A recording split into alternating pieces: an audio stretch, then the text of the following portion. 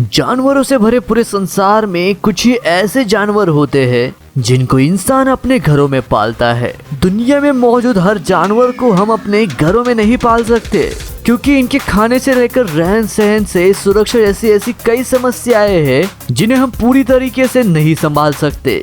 वैसे तो सामान्य तौर पर पालतू जानवरों में आपने कुत्ता, बिल्ली जैसे जीव तो जरूर देखे होंगे। हालांकि कुछ लोग चीजों को हटकर और अलग तरीके से करना पसंद करते हैं ताकि वो भीड़ से अलग नजर आए, और इसीलिए जब पालतू जानवरों की बात आती है तो उसमें भी ये कुछ हटकर करना ही पसंद करते हैं। इसीलिए आज हम रोंगटे पर आपको कुछ ऐसे खतरनाक जानवर दिखाने वाले हैं जिन्हें लोग अपने घरों में पालते हैं, और इस वीडियो को देखकर आपके सच में रोंगटे खड़े हो जाएंगे।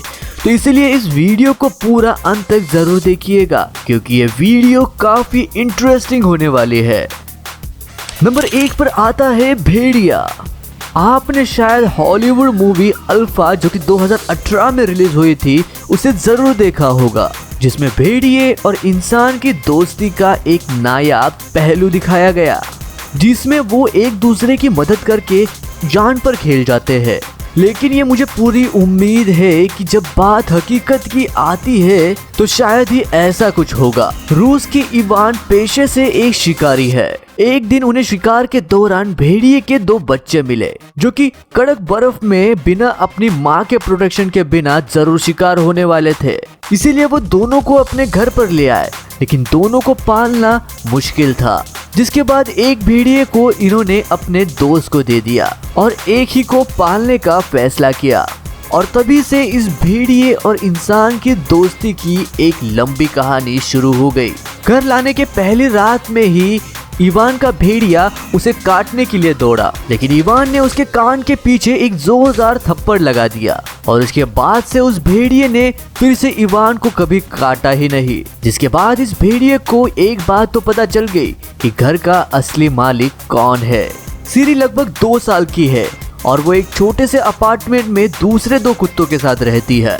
उसके मालिक इवान भी मानते हैं कि सिरी को पालने का फैसला लेके उन्होंने कोई गलत डिसीजन नहीं लिया। उन्होंने अपने भेड़िए के लिए एक इंस्टाग्राम अकाउंट भी बनाया जिसपे लगभग 20,000 फॉलोअर्स भी है।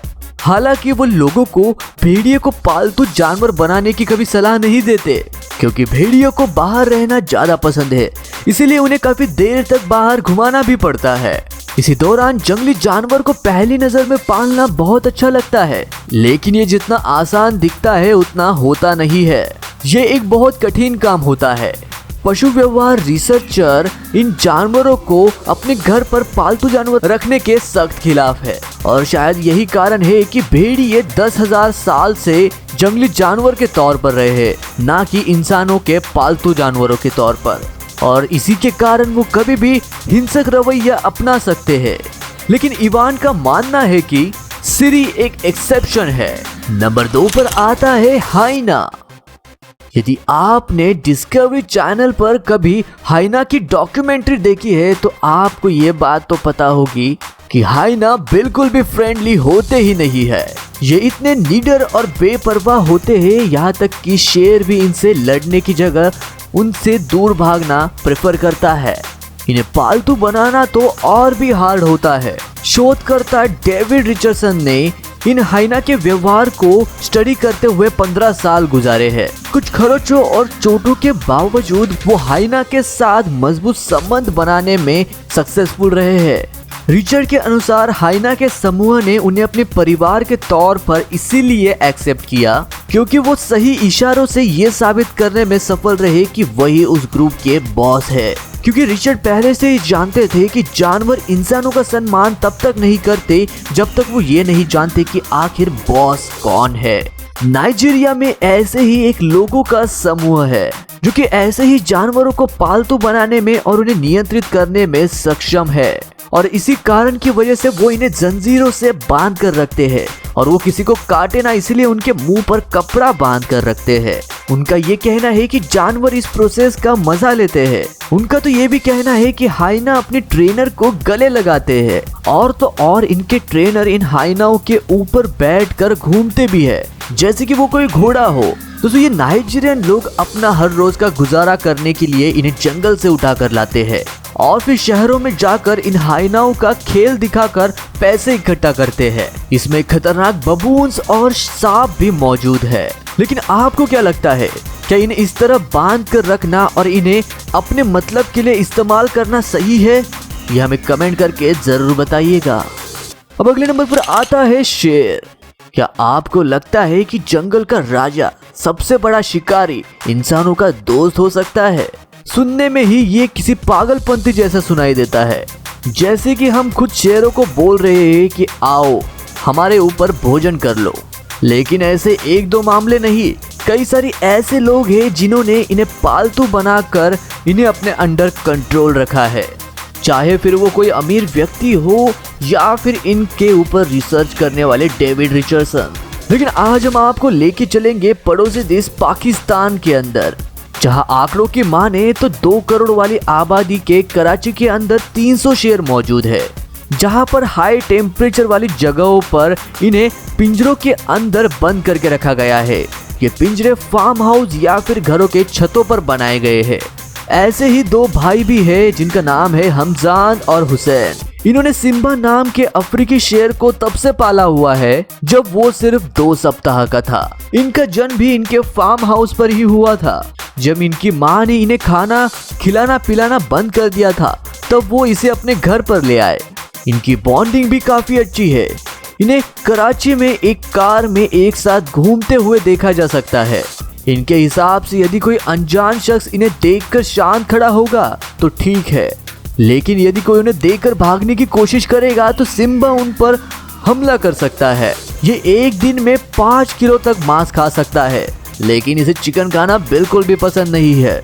सरकार इन जंगली जानवरों को पालने के लिए एक विशेष परमिट जारी करती है, जिसका उपयोग सिर्फ अमीर लोगों द्वारा ही किया जाता है, क्योंकि इस परमिट को हासिल करना कोई आसान काम नहीं होता। क्या लोगों से भरे हुए इलाकों में ऐसे जीवों को पालना सही है? हमें कमेंट करके आपकी राय जरूर बताइएगा। अब अगले नंबर पर आता है ग्रिजली बियर।